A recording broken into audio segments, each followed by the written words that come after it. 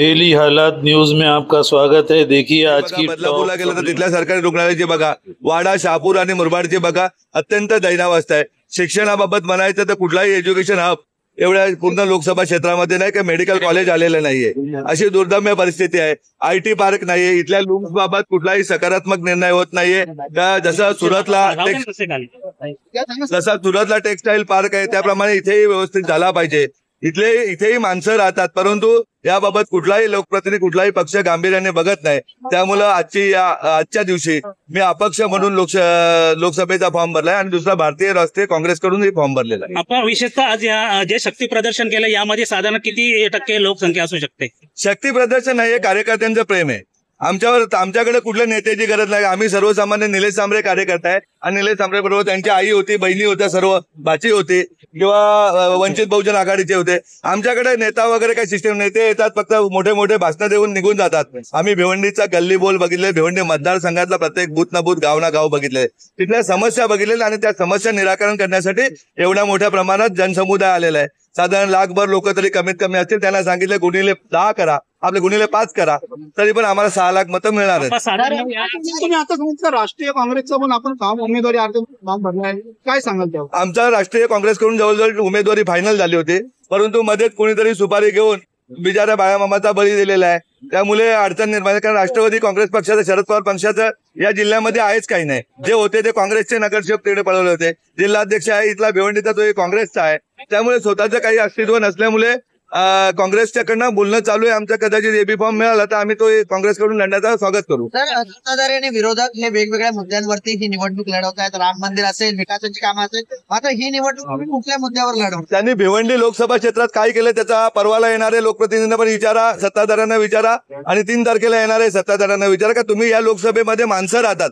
तुम्ही जशी बारामती सदरूम केली, जसं तुम्ही नागपूर केलं, त्याप्रमाणे तुम्ही भिवंडीसाठी काय केलंय? भिवंडी लोकसभा क्षेत्रासाठी, भिवंडी लोकसभा क्षेत्रात तर बॅरिस्टर अंतुलेंना त्रास कोणी दिला हा जग जाहीर आहे। या शांताराम भाऊ गोलपांना त्रास कोणी दिला हे जग जाहीर आहे। आमच्या विश्वनाथ पाटलांनी परवा मला सांगितलं का मला फसवलं गेलं, ते कोणी फसवलं हे जग जाहीर आहे। आमच्या कथोरे साहेबांना, गोटीराम पवारांना मंत्रिपद का दिलं गेलं नाही, ते तर निष्ठावान होते, हे जग जाहीर आहे। म्हणजे जाणीवपूर्वक भिवंडी लोकसभेकडे आणला आणि मुका मतदारसंघ बघून आमच्यावर लादलं जात आहे। कुठल्याही प्रकारचं विकासात्मक काम आहे, साधी एक लोकल वाढलेली नाहीये, कसारा नाही का कर्जत नाही, कुठलीही एक लोकल वाढलेली नाही, कुठलंही वैद्यकीय क्षेत्र वाढले नाही। मी तर म्हणतो मोठमोठी लोकसंख्या बदलापूरला झालेले, कल्याणला झालेले, भिवंडीला झाले, तिथे रोजगार निर्मितीचं मी काम करेन। 100 आरोग्य क्लिनिक जिजाऊच्या नावाने तयार करेन। आमच्या कुठल्याही बांधवाला मेडिसिन सगळं कुठलाही 1 रुपया द्यायला, आमच्या पिढ्या शिकवण्यासाठी 100 ठिकाणी आम्ही क्लासेस चालू करू का गरिबांच्या मुलांनाही श्रीमंतांच्या मुलाप्रमाणे कोचिंग क्लासेस मिळेल आणि 25 सीबीएसई शाळा ज्यामध्ये 2 महिलांसाठी असतील का, महिला फक्त पहिली ज्युनियर केजी पासून मुली शिकतील, अशा प्रकारची शिक्षण व्यवस्था निर्माण करू। ज्याप्रमाणे इथल्या आमदार खासदारांची का माझ्याबरोबर जे स्पर्धक आहेत त्या दोन्ही पक्षाच्या उमेदवारांची मुलं सिंगाण्याला शिकतात, डॉक्टर होतात, इंजिनियर होतात, त्या आणि आदर्श आहे आमच्याकडे का एससी समाजाचा मुलगा आई वडील नसलेला स्वप्नील माने नावाचा तरुण आपल्याकडे येतो आणि IPS ऑफिसर म्हणून पश्चिम बंगालमध्ये नोकरी करतो। कचऱ्याच्या ढिगावर कचरा आणि आज मुंबई महानगरपालिकेमध्ये अधिकारी पदावर नोकरी करते। अशा 8,000 विद्यार्थ्यांना नोकरी देणारी जिजाऊ, 40 लाख समाज बांधवांना आरोग्य सुविधा देणारी जिजाऊ। त्यामुळे कुठल्या राजकीय पक्षाने हे काम केलं असेल तर त्यांनी बोलावं, त्यांच्याबरोबर आमची स्पर्धा पाहिजे। आमच्या या दोन्ही उमेदवारांबरोबर अजिबात स्पर्धा नाही।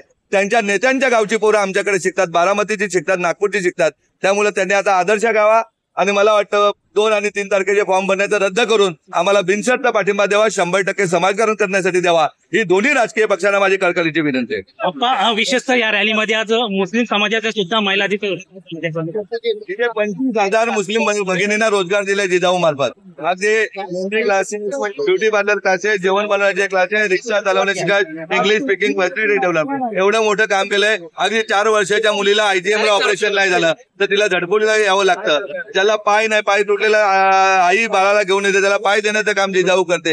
अगदी या परिसरातल्या प्रत्येक गावोगावच्या घरोघरच्या प्रत्येक वार्डातले व्यक्ती या जिजाऊशी कनेक्टेड आहेत आणि जिजाऊ परिवारातले, त्यामुळे मोठ्या प्रमाणात मुस्लिम भगिनी माझ्या आलेल्या आहेत, सर्वच समाजाच्या भगिनी। आणि देशाच्या इतिहासात पहिल्यांदा घडतंय रिटायर माणसंही प्रचाराला आहेत, भगिनीही प्रचाराला आणि युवाही प्रचाराला आहेत आणि कुठलेही पैसे न देता